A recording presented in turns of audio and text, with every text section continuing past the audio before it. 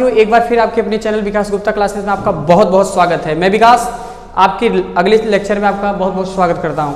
साथियों, आज हम पढ़ेंगे कूलाम के नियम का सदिश निरूपण। ठीक है, कूलाम्स का वेक्टर फॉर्म हम कैसे निकालेंगे, बहुत ही इंपॉर्टेंट टॉपिक है ये दोस्तों। ठीक है ना, बहुत लोग कहते हैं सर समझ में नहीं आता, लेकिन घबराइए नहीं, एक बार अच्छे से देखिए, बहुत मजा आ जाएगा। ठीक है ना, बहुत ही सरल, बहुत ही हम लोग इजी वे से बनाएंगे। ठीक है ना, चलिए शुरू करते हैं।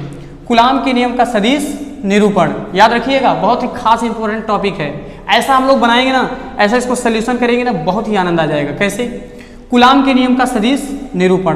दोस्तों आप अच्छी तरह जानते हैं, क्या जानते हैं कि ये कोई चार्ज है, बिल्कुल, इसका नाम हमने रखा Q1। क्या नाम रखा? Q1 रखा। और दोस्तों हमने अगला कोई पॉइंट कंसीडर किया, इस चार्ज का नाम हमने रखा Q2। बोलिए दोस्तों, क्या नाम रखा? Q2 रखा। और हमने किया क्या, अब दोस्तों इसका नाम चार्ज का Q1 और इसका नाम क्या रख दिया? Q2 रख दिया। अब करेंगे क्या, आपको पता है इसके और इसके बीच की दूरी क्या हो जाएगी दोस्तों? R होगी, बिल्कुल होगी। क्या होगी? R। याद रखना, ये क्या होगी दूरी? R होगी।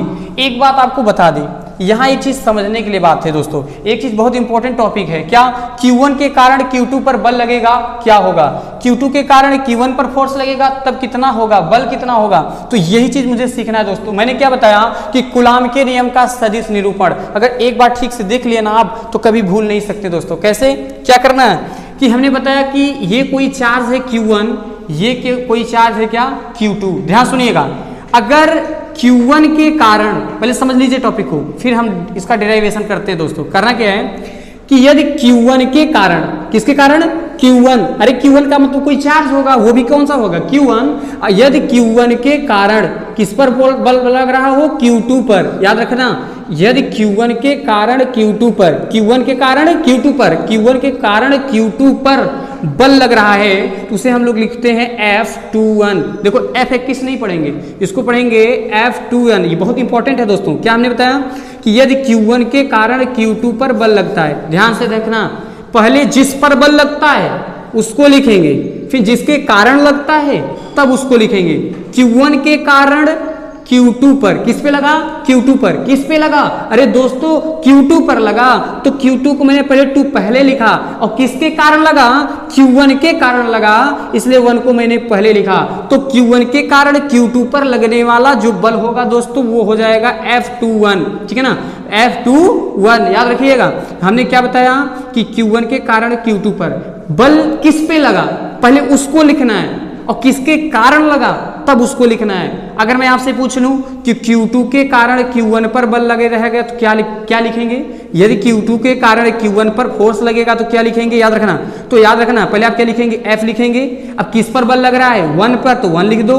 अब किसके कारण लग रहा है? इससे लग रहा है, तो 2। तो आप बताइए कितना आसान है। तो Q1 के कारण Q2 पर बल लगेगा तो F21, लेकिन Q2 के कारण यदि Q1 पर बल लगेगा तो F12। अब दोस्तों चित्र को जरा समझ लो। क्या मैंने बताया कि मैंने कंसीडर किया कोई चार्ज Q1, यहाँ कंसीडर किया कोई चार्ज क्या? Q2। अब हमने आपको बताया इसकी बीच की दूरी क्या ले लिया मैंने? R ले लिया। अब दोस्तों एक बात ध्यान देना, क्या कि Q1 है, अब Q1 के कारण अगर Q2 पर अगर फोर्स लगेगा दोस्तों, किस पर लगेगा? अगर इस पर फोर्स लगेगा, किस पर लगेगा? इस पर।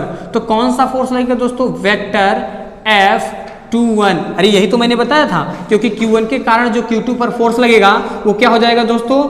Vector F21। अरे बोलो ना, यही होगा। अब दोस्तों याद रखना, अगर Q2 के कारण Q1 पर, किसके कारण? Q2 के कारण Q1 पर अगर बल लगता है, ठीक है ना, अगर Q2 के कारण Q1 पे बल लगता है, किस पर लगता है? Q1 पर, तो इसको हम लोग क्या कहेंगे? Vector F12। अरे यही तो बोलेंगे, बिल्कुल यही बोलेंगे। अब दोस्तों एक ध्यान देना, अगर इधर की हम एकांक सदिश की बात करें, यूनिट वेक्टर की बात करें, तो वो हो जाएगा R कैप। ध्यान देना, क्या हो जाएगा? R cap 1 2। लेकिन दोस्तों अगर इधर की वेक्टर की बात करें तो हो जाएगा R कैप 2 1। यही तो होगा, बिल्कुल होगा। अब दोस्तों चलिए बताते हैं, लिखेंगे। देखिए ये यूनिट है, ठीक है, एकांक से, ये डायरेक्शन को केवल बता रहा है, इसका डायरेक्शन इधर, इसका डायरेक्शन इधर, इससे कोई दिक्कत नहीं है ना। ध्यान से सुनिएगा, क्या लिखेंगे? Q1 के कारण Q2 पर लगने वाला बल बल क्या हो जाएगा दोस्तों, F21 वेक्टर F21 यही होगा। कूलाम का नियम क्या कहता है, 1/4 pi epsilon naught into charge दो हैं, कौन कौन से दोस्तों, Q1 इंटू Q2 अपान बीच की दूरी क्या है दोस्तों, r², और इसका डायरेक्शन क्या हो जाएगा, r⁻1 2 यही तो होगा। इसका नाम रख देंगे समीकरण नंबर 1। बिल्कुल दोस्तों आप लिख सकते हैं। अब क्या लिखेंगे दोस्तों, लिखेंगे Q2 के कारण Q1 पर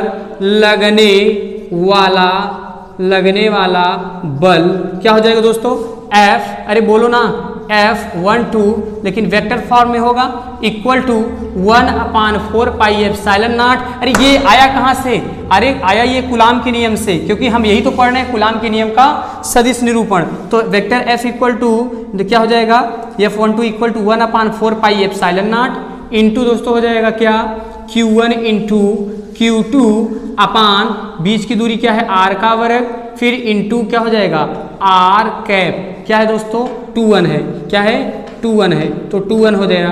अब इसका नाम रखेंगे दोस्तों समीकरण नंबर 2। अब साथियों एक काम करिए, छोटा सा है, कुछ नहीं करना है, आ गया है। अब लिखेंगे, अतः लिखेंगे चूंकि क्या चीज, r⁻12 तथा r⁻21 एकांक सदिश है, या हम लोग कह सकते हैं यूनिट वेक्टर हैं, एकांक सदिश हैं जो परस्पर विपरीत हैं, तब बल क्या हो जाएगा दोस्तों, F। अगर जब ये दोनों विपरीत हैं तो ये भी विपरीत हो जाएगा, ठीक है, ये दोनों भी क्या हो जाएंगे, विपरीत हो जाएंगे दोस्तों, क्या हो जाएंगे, ये दोनों क्या हो जाएंगे, विपरीत। पहला वाला क्या हो जाएगा, वेक्टर F21 इक्वल टू, विपरीत के लिए क्या लगाएंगे, माइनस लगा देंगे, और क्या हो जाएगा, वेक्टर F12। अब क्या करेंगे, वेक्टर F21 ये निगेटिव है ना, ये इस तरफ आएगा तो पॉजिटिव में हो जाएगा, और हो जाएगा वेक्टर F12 इक्वल टू क्या बचेगा दोस्तों, 0 बचेगा। देखिए ये क्या हो गया, वेक्टर फॉर्म में हो गया। मैंने क्या बताया, कूलाम के नियम का सदिश निरूपण।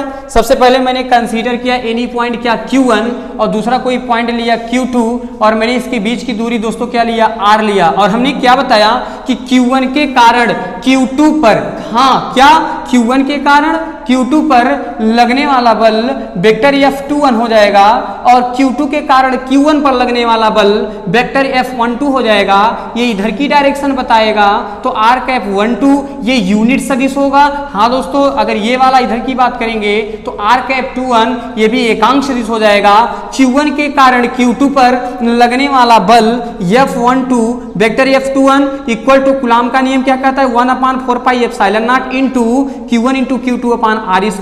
फिर क्या हो जाएगा, इधर का डायरेक्शन की बात करें Q1 से Q2 की तरफ, तो क्या हो जाएगा, r⁻12 इक्वेशन क्या हो जाएगा, फर्स्ट। फिर Q2 के कारण Q1 पर लगने वाला बल vector F12 equal to 1/4 pi epsilon naught into Q1 into क्या हो जाएगा, Q2 अपान r²। इधर की डायरेक्शन की बात करें Q2 से Q1 की ओर, तो क्या हो जाएगा, r⁻21। इसका नाम हमने समीकरण क्या रखा, 2। हमने क्या देखा, ये और ये एक दूसरे की विपरीत हैं, है ना, ये एक दूसरे क्या है दोस्तों, विपरीत। यदि r वेक्टर ये एकांक सदिश जो परस्पर एक दूसरे से क्या है, विपरीत हैं, तब क्या हो जाएगा, तो ये भी विपरीत हो जाएगा, और क्या हो जाएगा, अगर इसको निगेटिव इस तरफ लाएंगे तो क्या हो जाएगा, पॉजिटिव हो जाएगा। दोस्तों अगर आपको ये वीडियो अगर पसंद आया हो, अच्छा लगा हो, तो चैनल को सब्सक्राइब करें, लाइक करें, शेयर करें, और कमेंट करना ना भूलें, क्योंकि जब आप कमेंट करते हैं ना, उसी अनुसार हम वीडियो बनाते हैं। बहुत बहुत धन्यवाद।